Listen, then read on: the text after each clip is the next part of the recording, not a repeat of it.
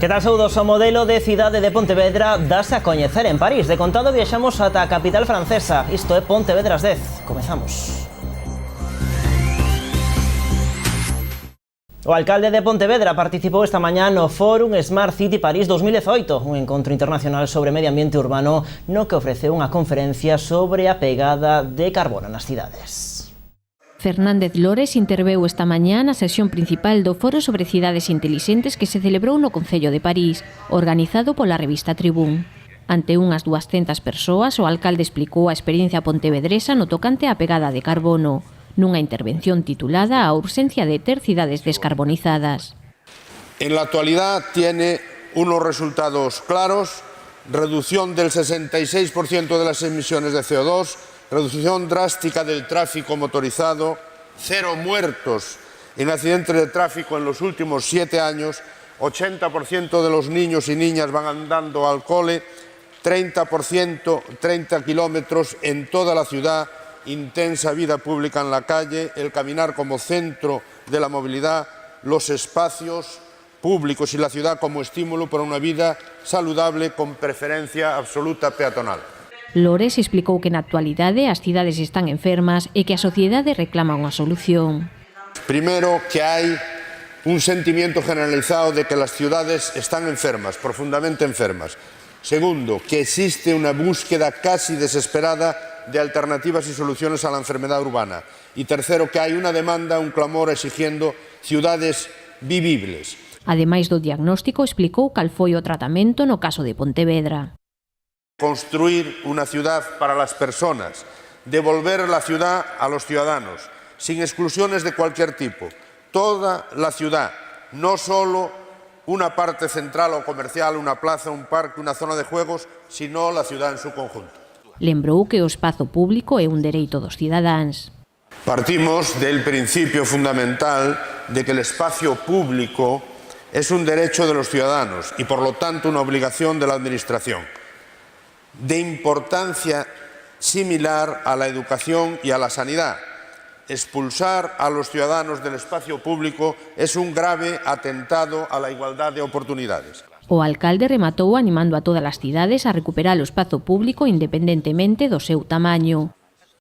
Bueno, dentro da axenda na capital francesa, o alcalde Fernández Lores tamén mantivo unha reunión co vicealcalde de París a cargo de Transportes, Christophe Naldowski, co que falou da mobilidade urbana. Naldowski amosouse interesado en coñecer algúns detalles do proceso de transformación urbana de Pontevedra, especialmente os relacionados coa reacción dos habitantes. Lores explicoulle que a cidadanía realmente apoia este tipo de procesos, aínda que están moi mediatizados polos grupos de poder, a oposición política e a defensa dos privilexios que normalmente ten o coche. O alcalde de Pontevedra engadiu que a porcentaxe de usuarios de vehículo privado nas grandes cidades é menor que nunha cidade pequena, polo que o proceso de cambio afecta proporcionalmente a menos persoas nun lugar como París e debería atoparse con menos oposición. O Concello instalará 4 novos centros de compostaxe comunitarios na cidade. A construción dos composteiros comezará mañá na Parda, Ponteboleira e Camiño de Ferro. Pontevedra contará con 4 novos centros de compostaxe comunitario que se sumarán aos 13 xa operativos na cidade. Unha vez resolta a contratación dos mestres composteiros, xa se estaba en disposición de aumentar o número de instalacións. Sabedes que dixemos hai pouco que, unha vez que se incorporase o personal novo que contratou o Concello, que foron 4 técnicos de residuos, unha técnica superior e 3 técnicos auxiliares de residuos, que poderíamos empezar xa a abrir máis centros de compostaxe comunitaria. Estarán na Rúa dos Soutos, en Pintor Laseiro, en Ponteboleira e na Rúa Camiño de Ferro. Os novos composteiros, cos que se dará servizo a 1.200 persoas, pretenden aliviar a sobreaportación nos actuais centros de compostaxe. Vaise duplicar o de Ponteboleira porque ten moitísima sobreaportación.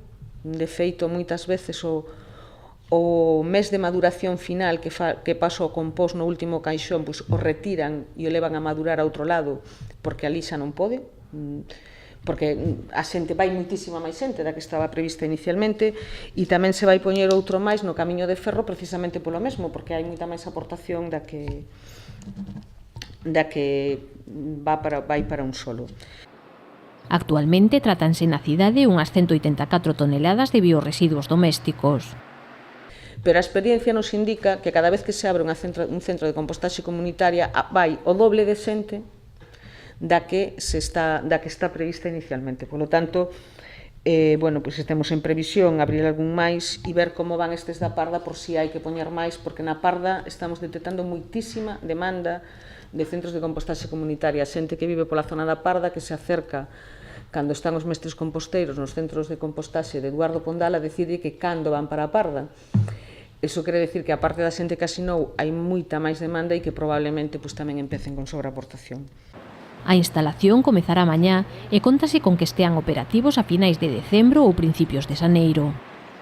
Máis cousas, o Hospital Provincial de Pontevedra conta dende hai uns días cun punto de recollida do Banco de Leite Materna que funciona pro sur da comunidade galega e que ten como a sede principal Vigo. Con este novo centro satélite preténdese facilitar a doazón e aumentar este recurso tan importante para a área de neonatoloxía.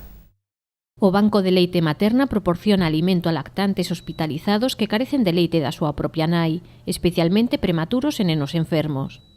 El banco de leche es un dispositivo sanitario en el que se va a realizar el análisis, la recepción, el procesamiento y la distribución de la leche donada. Recibe la leche cruda de madres donantes, la va a procesar, generalmente se realiza una pasteurización y va a hacer los controles tanto nutricionales como microbiológicos para asegurar la calidad de esa leche y va a realizar la distribución a los centros receptores donde están los pacientes que generalmente van a ser niños prematuros. Os beneficios desta leite están contrastados e organismos internacionais como a Organización Mundial da Saúde ou UNICEF consideran a mellor alternativa cando non hai leite materna da propia nai. La leche donada ha demostrado los mismos beneficios que la leche materna en cuanto a que disminuye el número de infecciones, hay una mejor tolerancia digestiva y aparte disminuye un cuadro que es grave en los niños prematuros, que a más prematuro es más frecuente, que es la enterocolitis necrotizante. Debido a este factor protector en este cuadro tan grave, pues se abrió como la gran indicación en estos niños prematuros y por eso son sobre todo niños prematuros de menos de 1.500 gramos y menos de 32 semanas los receptores de la leche donada. A nova infraestructura do Hospital Provincial facilitará as doazóns o non ter que desplazarse a Vigo as doantes. Pontevedra se ha instaurado como un centro satélite de este Banco de Leche de Vigo. Desde ya el año pasado se hizo un poquito de experiencia piloto en recogida de leche de madres donantes del área, pero realmente es a partir ahora de octubre cuando ya de forma pues ya más reglada somos un punto de recogida de la leche donada de las mamás donantes del área de Pontevedra. A colaboración é moi sinxela.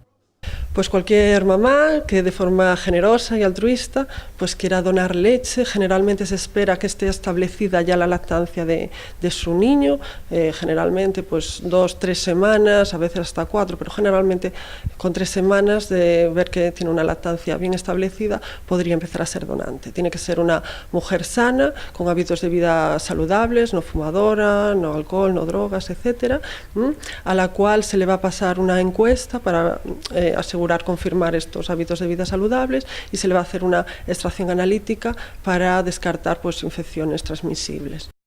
Todas las nais doantes serán ben recibidas.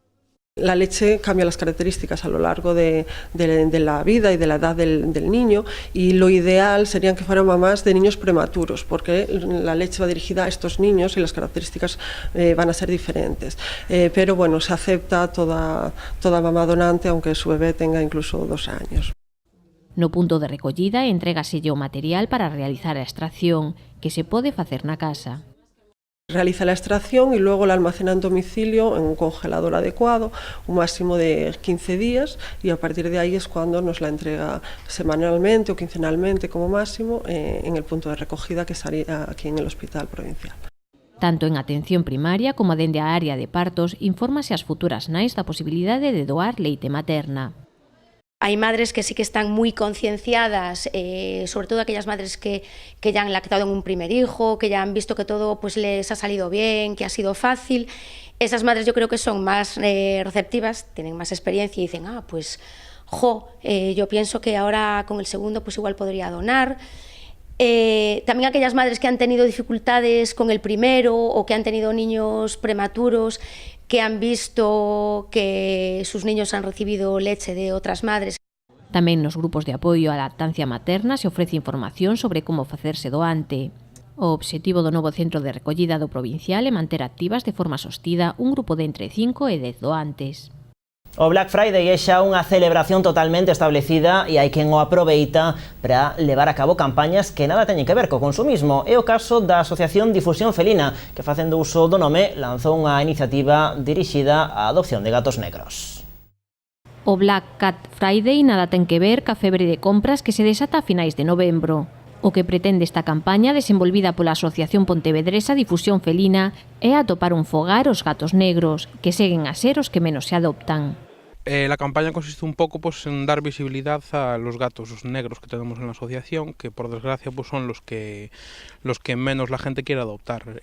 Un poco pues dicen que es porque da mala suerte. Nosotros siempre decimos que los gatos negros no dan mala suerte, sino lo que da mala suerte es encontrarse con un humano ignorante, ¿no? 2 dos gatos a atopar un fogar, pero aínda buscan familia a outros 7.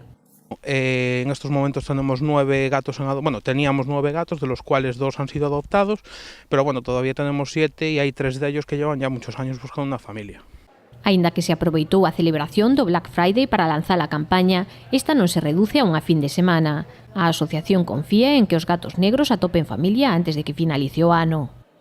Quizás este año a lo mejor no funcionó todo lo bien que esperábamos, pero bueno, también es porque es lo que os comentaba, son gatos adultos y mucha gente lo que quiere son gatos pues pequerrechos y eso es un poco pues se hizo en función aprovechando de lo del Black Friday, sí. Mentres non se atopan adoptantes, os animais permanecen en acollida. Sí, son gatos que están en acogida. Nosotros ya, como decimos siempre, no trabajamos con refugio, trabajamos con casas de acogida. Entonces, pues son gatos que están en casas de acogida. Hay algunos que todavía están a tratamiento porque, llegaron un poco enfermos y todo eso.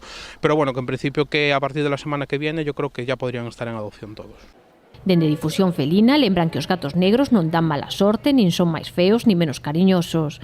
Para adoptar só hai que porse en contacto ca asociación a través do correo electrónico difusionfelinapontevedra@gmail.com.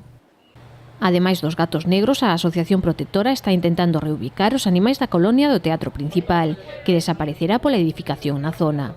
La colonia del Teatro Principal, que es la principal problemática ahora mismo, se están reubicando en casas de acogida y en casas de adopción, de gente que los está acogiendo y adoptando, y nada, ahí seguimos. Nos está costando bastante porque la verdad es que hay gente que no está de acuerdo y nos está poniendo bastantes impedimentos, pero ahí seguiremos hasta que podamos conseguirlos salvarlos a todos.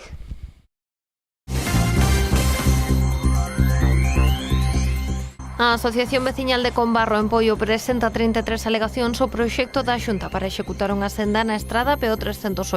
Lamentan que o Concello non fixera unha exposición pública para explicar á cidadanía as súas intencións. O colectivo reclama varios pasos de peóns, algún deles con semáforo de pulsador e 2 rotondas, unha no cruce da Seca e outra no do Colexio de Chancelas. Comisións Obreiras reclama a Deputación de Pontevedra que execute as obras necesarias de mantemento e conservación do Colexio de Educación Infantil e Primaria da Cidade Infantil Príncipe Felipe. O sindicato denuncia que está en xogo a integridade física dos menores e cualifica a situación de irresponsabilidade absoluta.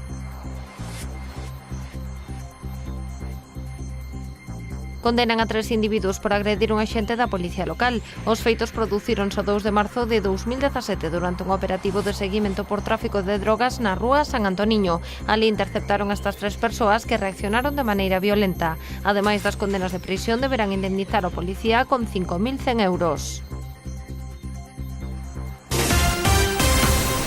Segue a actualidade en canaltriasbaixas.com e tamén nas nosas redes sociais. Vémonos mañá a partir das 9:30 con toda a actualidade. Pasen boa noite.